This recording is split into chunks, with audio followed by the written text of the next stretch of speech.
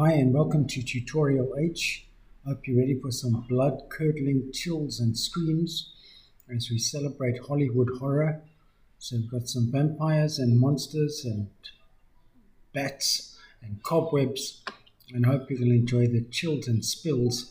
Actually, it's just revising figures of speech once again and looking this time at adverbs, but just on a Hollywood horror theme.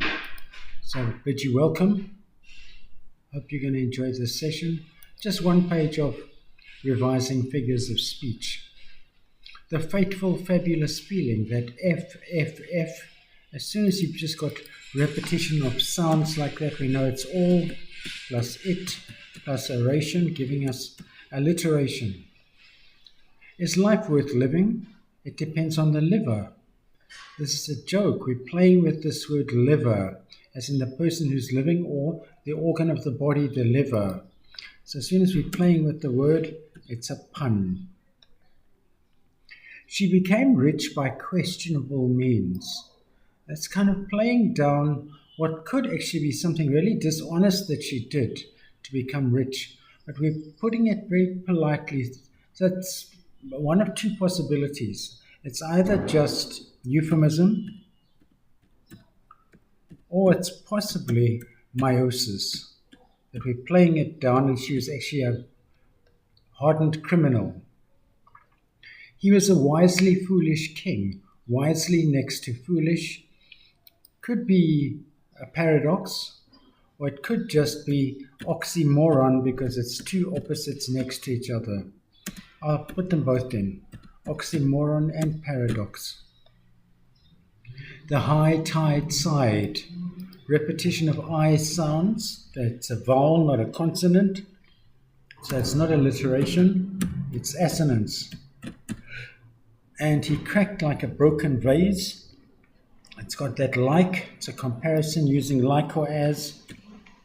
Therefore, it's a simile. It's not personification because we assume he is already human. So we did a bit of a revision of figures of speech.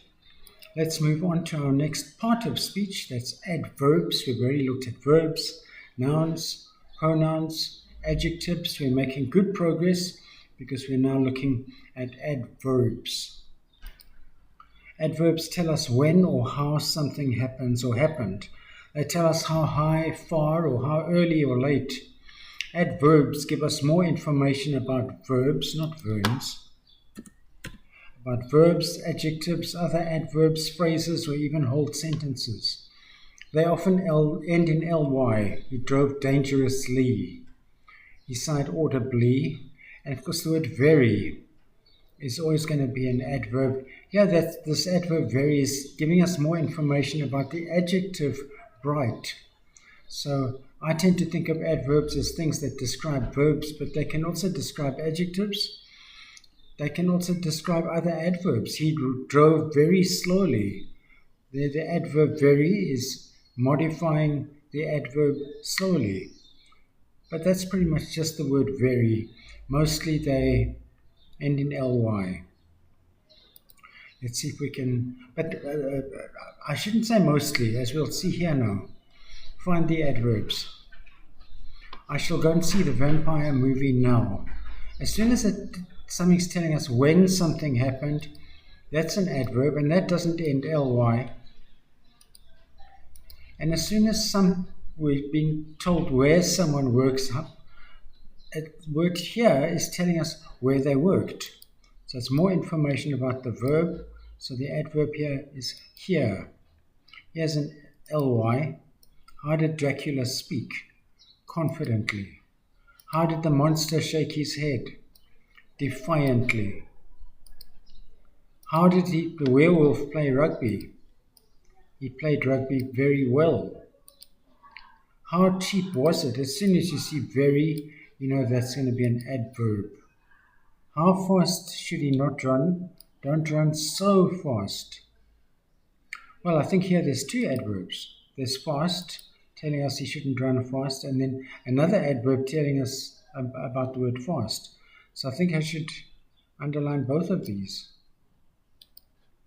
We'll play the monster game tomorrow.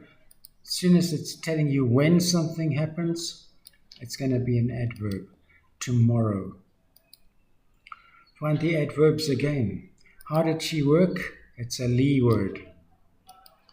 How did the werewolf answer? It's a Lee word. How did he speak?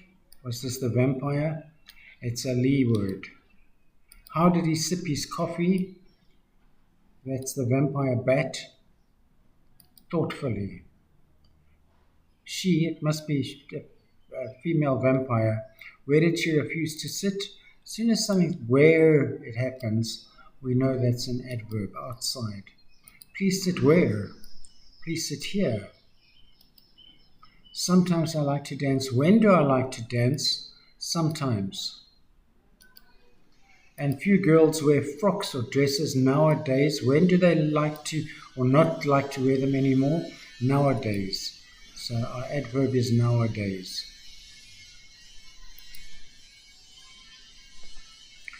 Find the adverbs. He was therefore promoted. I guess it's got to be therefore, telling us more about promoted. The show was cancelled. Why was it cancelled? I think this is an adverbial phrase. Because of the storm. He neither sang nor danced. I'm not sure what I would have said if they hadn't told me it was an adverb. I'm assuming they want us to underline neither. Very is easy. Highly is an ly word. And this is meant to be terribly. And that's meant to be incoherently. So as soon as it's an ly word, we know it's an adverb. Here's badly. And I'm wondering even about quite badly. An adverb describing an adverb. And then here's a ly word, completely.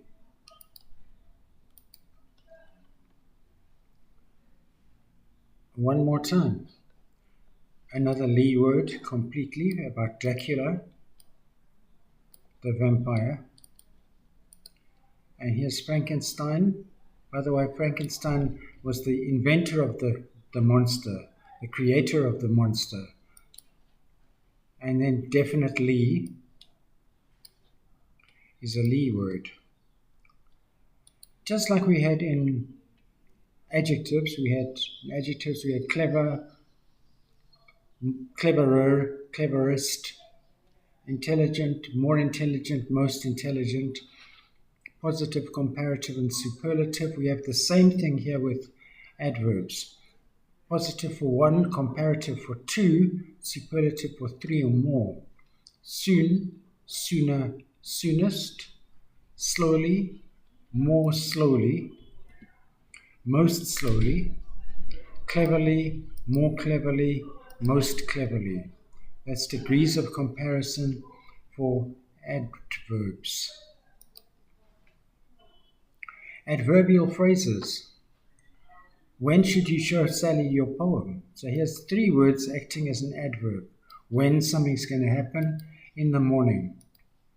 And here we've got several words giving us why something happened. Due to getting distracted is an adverb phrase.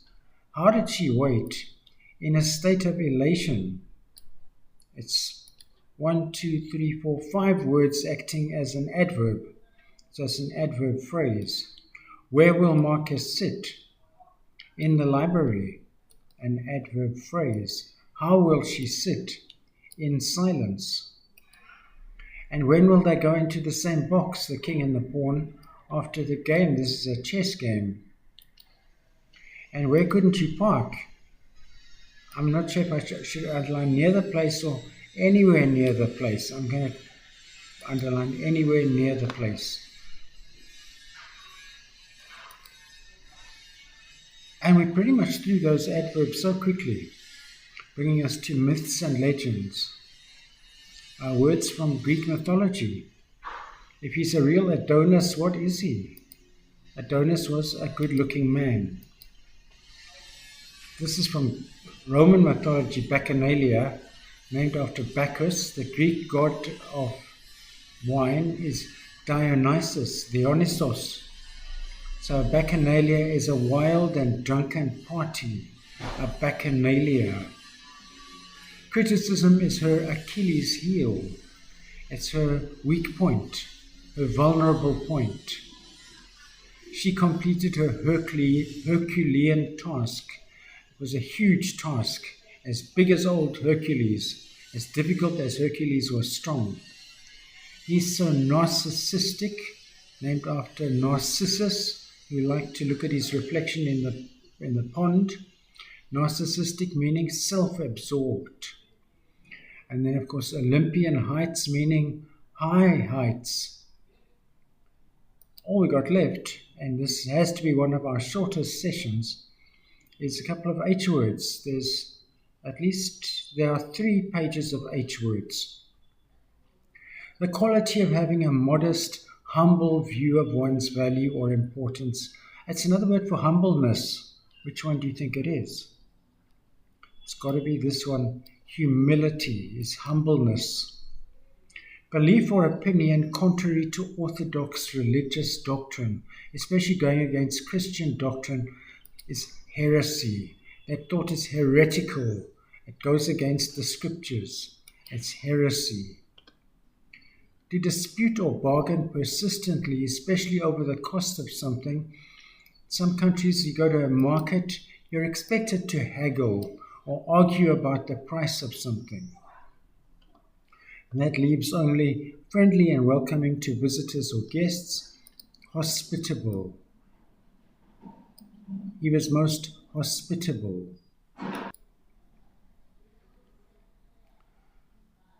And that takes us to the next page. A small savory dish, typically one served as an appetizer or a starter, has this weird spelling. That's why people jokingly call them horses' ovaries, but it's an hors d'oeuvre. Fancy word for a starter, an hors d'oeuvre. Claiming to have higher standards or more noble beliefs than is the case. I think of this word as meaning saying one thing but doing the other. You're guilty of hypocrisy. And then sounding rough and harsh, typically as the result of a sore throat or of shouting, is to be hoarse. Horse with an A. Horse the animal has no A. Horse with an A means a throat that makes croaking sounds because it's been shouting or it's sore. And then we did have hypocrisy earlier, so which one? It's going to be this one.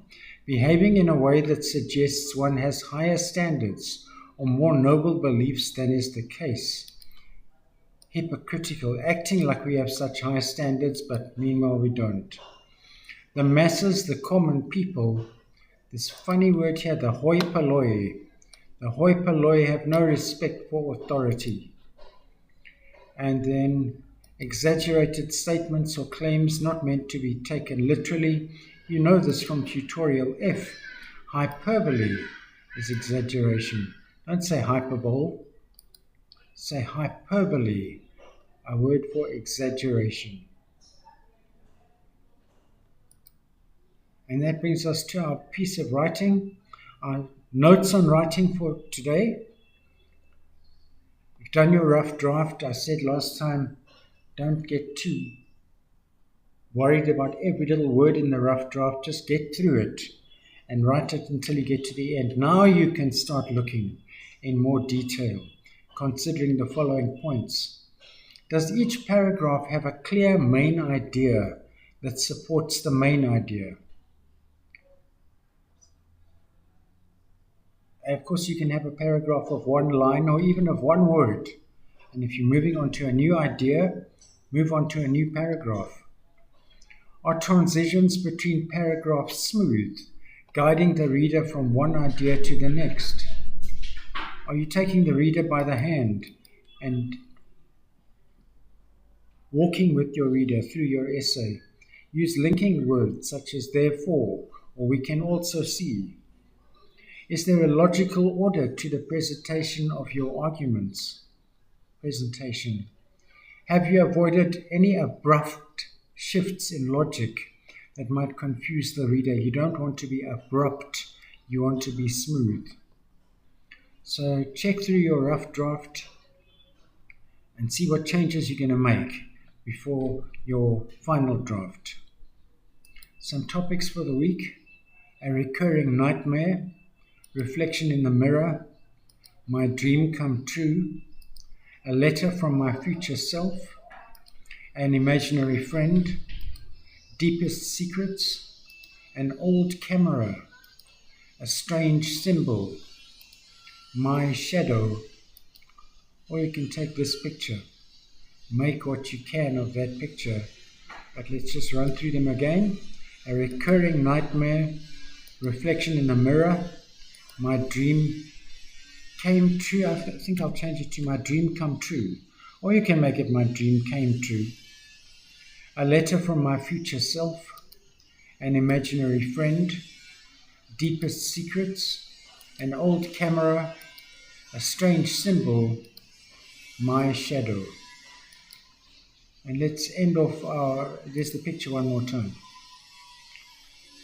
So get off into a great piece of writing. Let's end off as usual with a quick vocabulary quiz. An appliance for calculating the speed of a moving vehicle. Surely they want us to say a speedometer. To make free from impurities. To refine. To steal someone else's property. A fancy word for steal is to purloin. Passionate interest in something. I guess this has to be enthusiasm.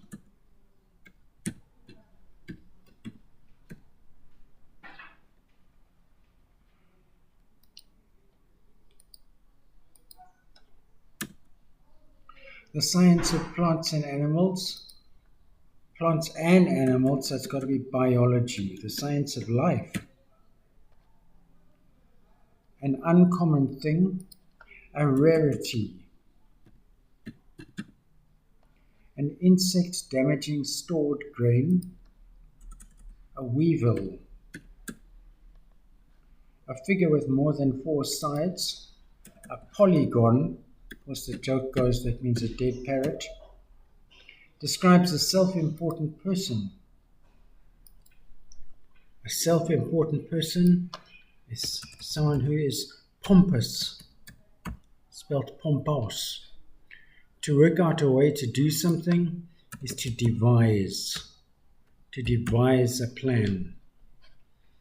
I hope you enjoyed our Hollywood horror tutorial. Please come back again next time for idioms, individuals, and institutions. I look forward to seeing you then. Until then, do look after yourself. Bye-bye.